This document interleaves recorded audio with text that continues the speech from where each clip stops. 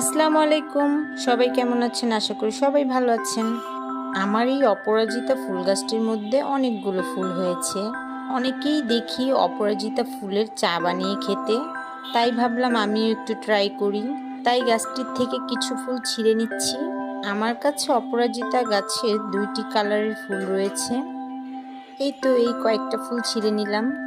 পানিতে ফুটানোর পর কালারটা খুবই সুন্দর হয়েছে।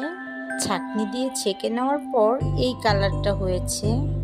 এই চাটার মধ্যে আমি একটু মধু মিশিয়ে নিচ্ছি আর একটু লেবুর রস দিয়ে নিলাম। লেবুর রস দেওয়ার কারণে কালারটা চেঞ্জ হয়ে গিয়েছে। কালারটি চেঞ্জ হয়ে গিয়ে পার্পল কালার হয়ে গিয়েছে। প্রথমে এই চায়ের কালারটি ব্লু কালার ছিল।